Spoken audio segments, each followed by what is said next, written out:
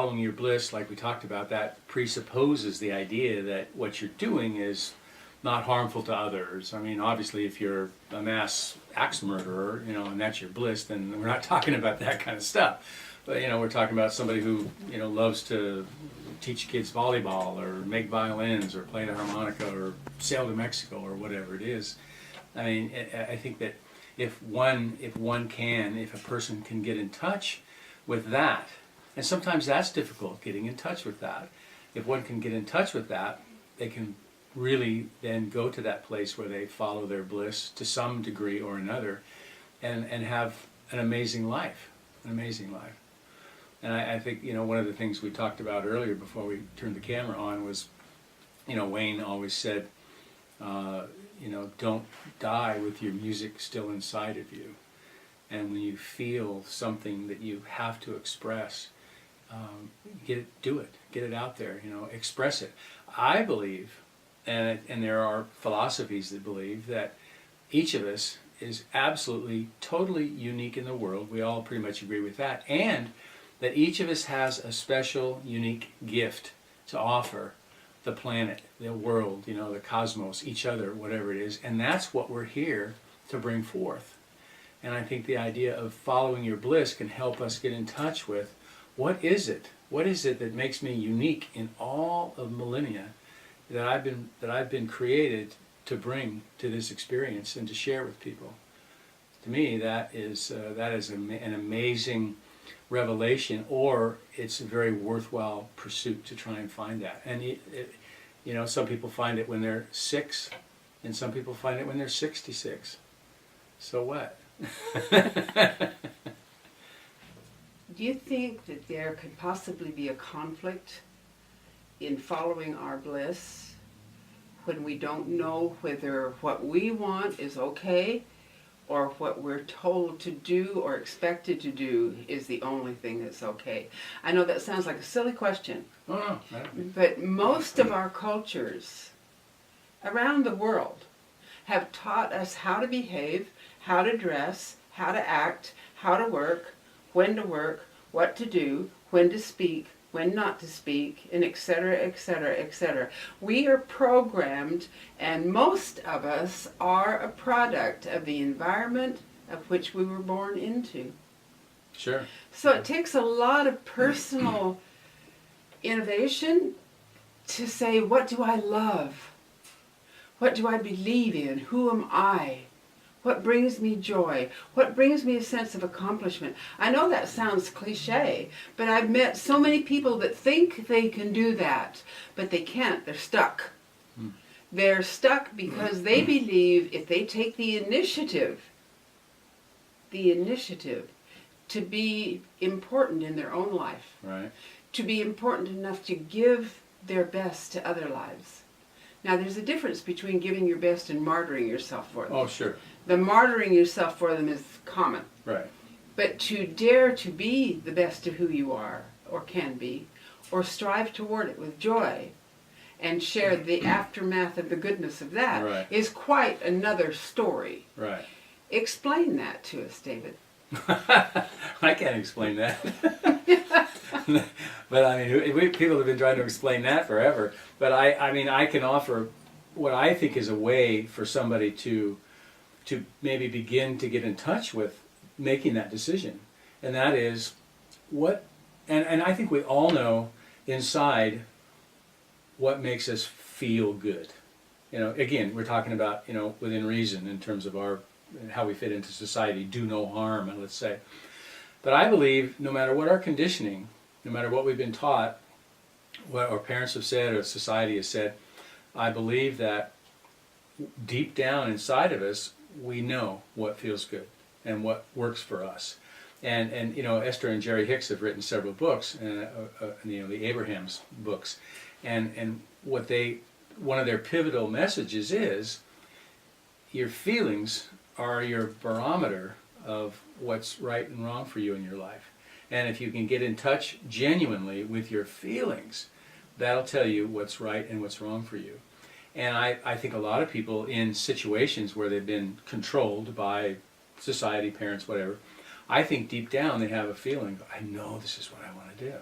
You know, it's like the doctor's son who's supposed to become a doctor who wants to play the harmonica. You know, Right. I really want to play the harmonica, and you know that, but you maybe won't act on it, and you'll get swept into medical school, and you'll hate every minute of it. You know, but I believe it's part of the message, the treasure of all this is to begin to really listen to yourself and find out what really feels good for you.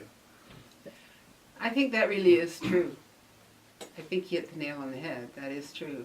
Because if you go out into nature and there's no one around, you can find yourself so enjoying something in nature, and that in itself becomes a mirror of who you are. Right. Oh, yeah. And if we give ourselves that concept of what does it make me feel like, the concept back to Jerry Hicks and Esther. Right. If it feels good, pay attention. Pay attention. If it right. feels bad, pay more attention. Right, right. If it feels wrong, it probably is. Exactly. Exactly. So, yeah, no matter what the extraneous circumstances are, if it feels wrong for you, it probably is wrong for you. Yeah, Yeah. absolutely.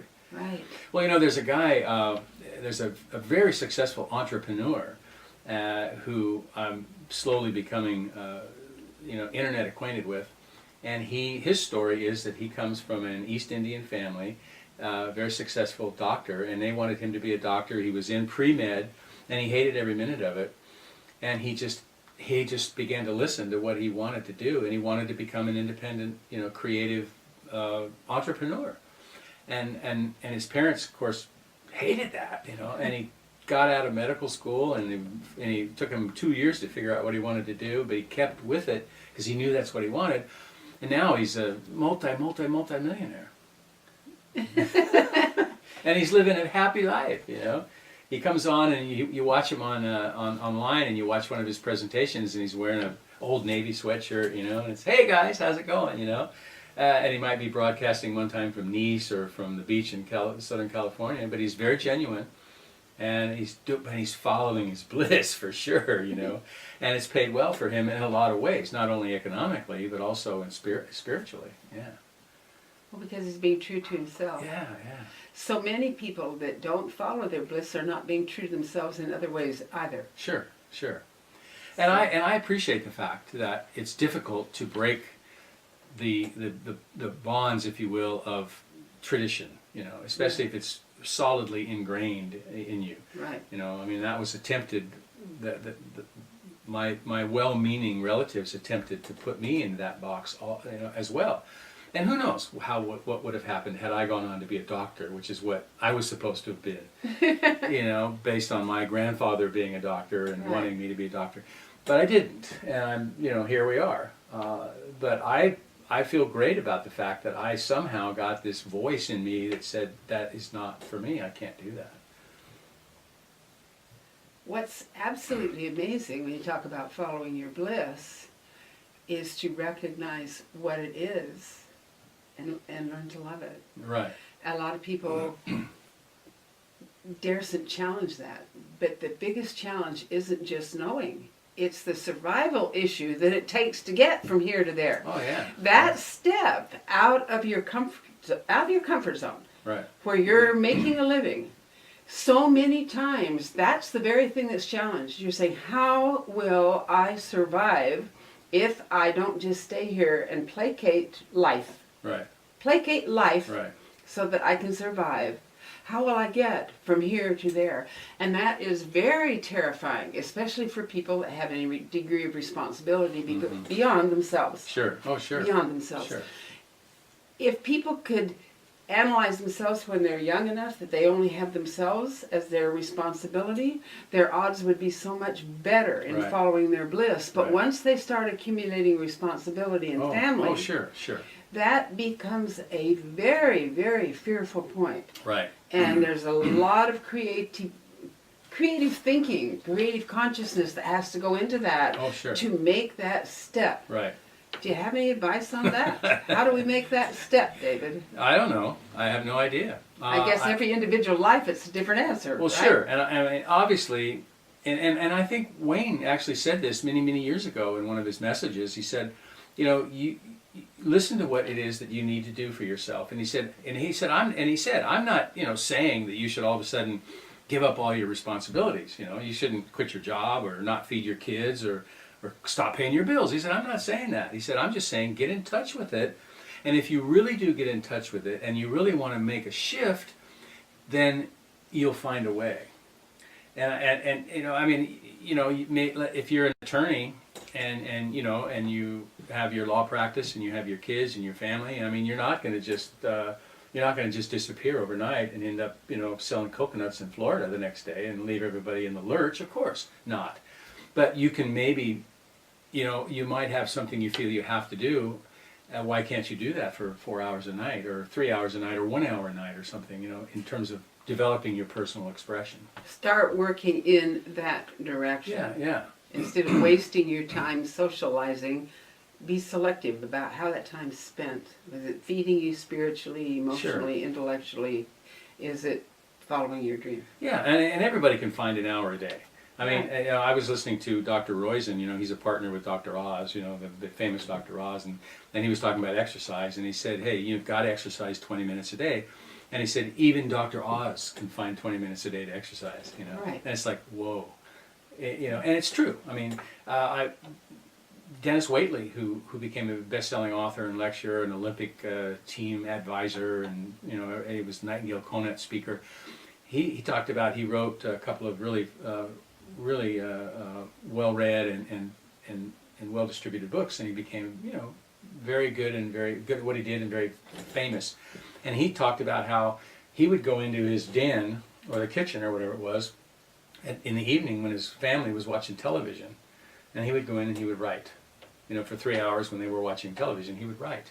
And then 2 years later, he's a best-selling author. Wow. So, I mean, there's a way if you get in touch with it, and you really have to do it. There's a way. Yeah, Wayne Dyer had 8 kids. He moved to Hawaii to get out on the beach early in the morning, wake up at 4 o'clock in the morning while everybody in the family is asleep. Right. Yeah. And I'm not saying, I did it. I worked on the idea of following my bliss, but I did it in probably an irresponsible, radical way in many ways, because, I had a real estate company and I was involved, and some people, quote unquote, depended on me to show up every day and be the one that kept the office alive, let's say.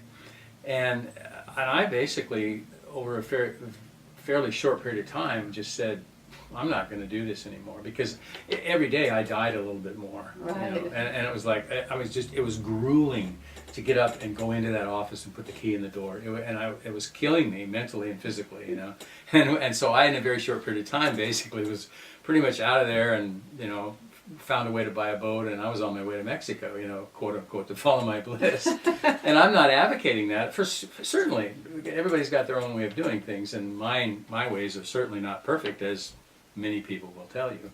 But the idea is to begin to get a grip, about that. And it's interesting, and another reason I wrote this, because this ties into Mexico once again, because I was I had bought this boat. I'd spent 6 months on it, working on it and living on it, and I had it, and I was on my way to Mazatlan to get into the sailing charter business, with my quote unquote partners. And I didn't have a clue, basically. I just knew that I wanted to do this. And so I had this boat, and I was in Oceanside, California, at the end of the pier, and with the boat, and I was with some friends, and we went to hear Wayne Dyer talk to a small group of people in San Diego. And after we heard him speak, one of the friends I was with was a former neighbor of his in Long Island. They lived next door when he had his psychology practice in Long Island out of his house. And so we talked, we sat around or stood around and waited for the crowd to thin, and then we went up and began to talk to Wayne, and he recognized this neighbor, and he was all happy and hugs and excited to see her, and he lit up.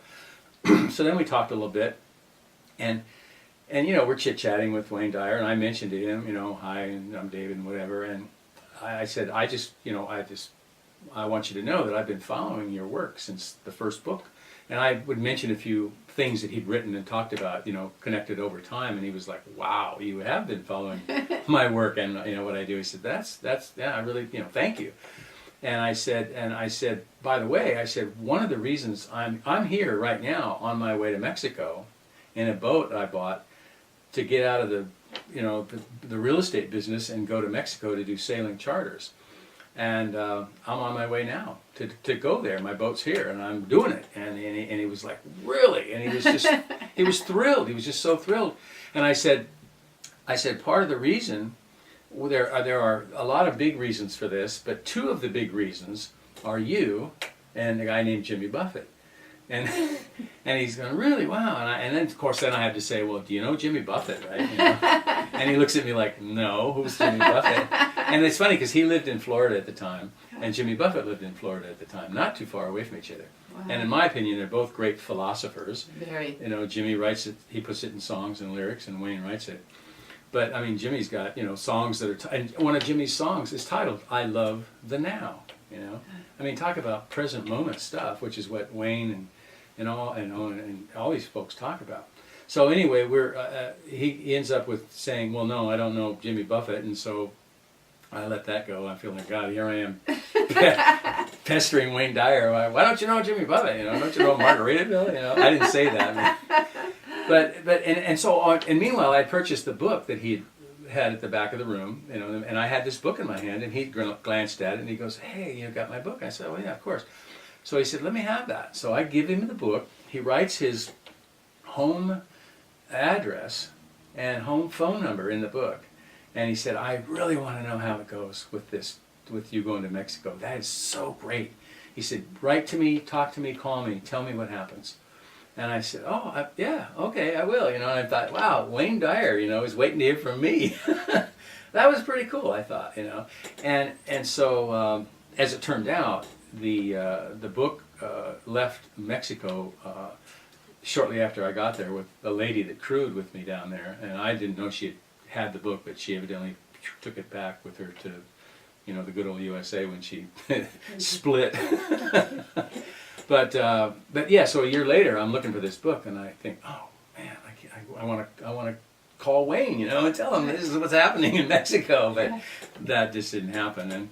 And I actually started writing him a letter, 30 years ago, and it's sitting at the beach, and I still have it. It's all handwritten, and then I started to continue it later at the computer, and I still have it unfinished. I guess I can't send it to him now, but I feel like almost like I had sent it to him. I wish I had. Right. Yeah. And I saw him 2 times after that speaking, and I never did go up to him and say, "Hey, remember me? I'm the guy on my way to Mexico." And I wish I had done that. I don't believe he'll ever know how many lives he's touched. Oh yeah. I don't believe it's possible, but he's touched a lot of lives. Oh, yeah. So inspirational, so moving, so humane and human. Right. So honest. Right. I mean, he got right down and he stripped his own life naked. Right. And said this, and this, and Right. here were the challenges. And I found the message and the lesson in him. Mm-hmm. And that part is so dynamic when he would come back to it like that. Instead of saying, "Poor me, this happened to me," Right. he said, "What can I do to take this situation and learn from it and make myself stronger?" Right. Every time. Yeah. Not just once. Every time. Yeah, right. It's fascinating because, I didn't really study his life much, or worry about what his personal life was about. I liked his message, and come to find out, after he passed away, there was some news, and I started doing some Googling and homework, and he had, he was married 3 times, and he had a problem with addiction, I guess, early on, alcohol, not heavily, but he drank every day too much, and then of course he got a divorce very late in life. His wife left him, and then he got leukemia. Yeah. But he always made it, he always made it something that was something he could learn from and grow from, and through a lot of pain, obviously. Yes. I mean, in the pain, he, like you said, he put the pain right out there. Yes, he did. And he put those things you said right out there. Right. He put them right out there, and he put what he learned from them Right. out there. Yeah, exactly. And the problems that he had with these kids. Yeah, right. Yeah, And he laid them right out on the table. Right. And let everybody in the audience know Mm-hmm. that he loved his children, and he was doing this and that, and presented their children and their imperfections along with his own. Yeah, and his own screw ups and trying Yes. to deal with them, you know. Right. Yeah, about I made this mistake as a parent back when now I would do it differently. And, Right. Yeah. Right. And how amazing is that to be able to just be that honest with The with who you incredible are. thing here is that's the story of all of us, but we don't want to see it. Right. We don't want to admit that we made a mistake as a parent. Right. And we all did. Right. Because it was first time we ever did the Right. job. Yeah, right. No manual. No manual, and the only training we had is what we'd already seen from the generations before us, for Right. most of us. Right. And we went in there with our heart and soul and did the best we could. Right. But the best we could was filled with love, but not wisdom. Right. And we didn't know the difference. Right, exactly. We Yeah. didn't know the difference. Right. And we paid the price and then wondered what went wrong. Right. Well, and not only with our kids, but with everything. I mean, Exactly. we make mistakes. But Earl Nightingale said that a person who doesn't make mistakes probably doesn't make much of anything. They don't do anything. Right. And so, mistakes are just what happen. And I think a lot of us, we all make mistakes. I mean, that's the way it is. And the trick is to just not let them grind you down, I guess. Like Wayne. I mean, he would bounce back and he would say, well, raised in an orphanage, and Right. oh man, I mean, we think we have it hard. Yeah. We all make mistakes. Well, look at Thomas Edison. What if he quit after Oh he yeah, right.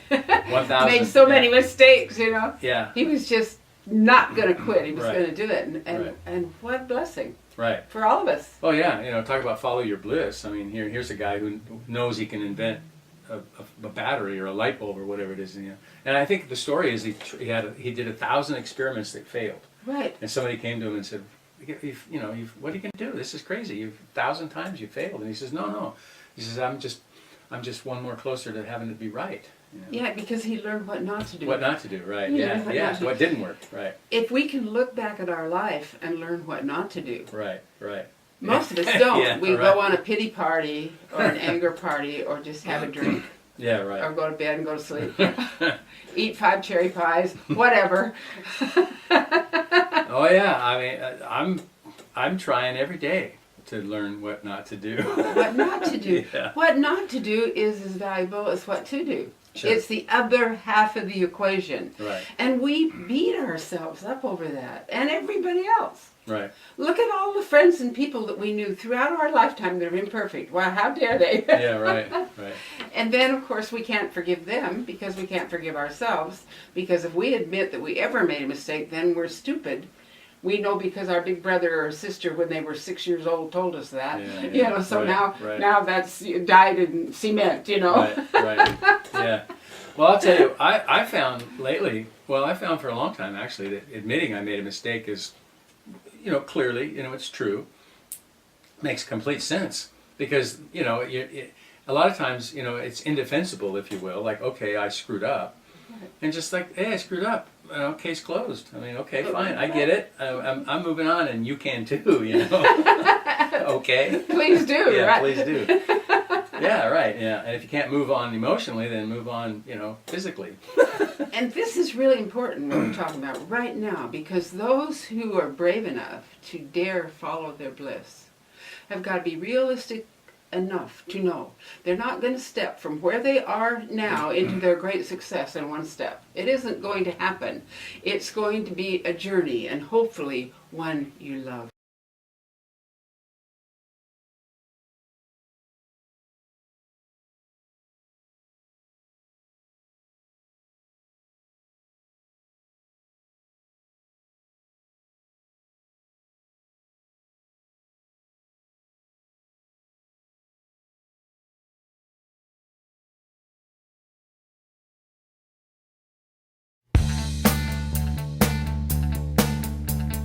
Mother of all broken hearts is mine.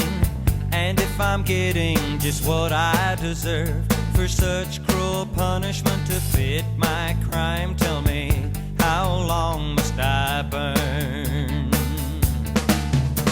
I couldn't breathe the right writing that was on the wall.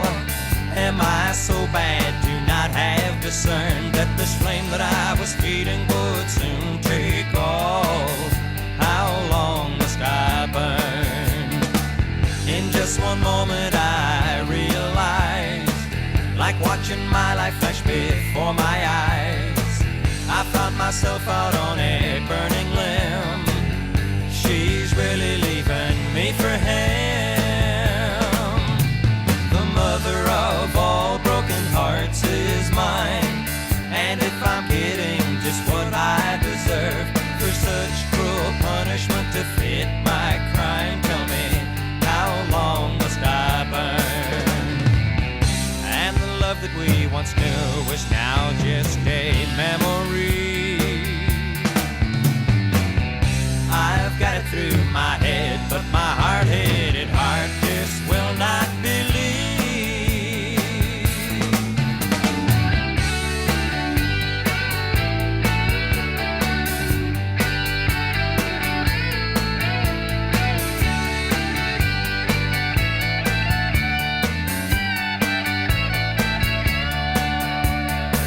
In just one moment I realized, like seeing my life flash before my eyes, I found myself out on a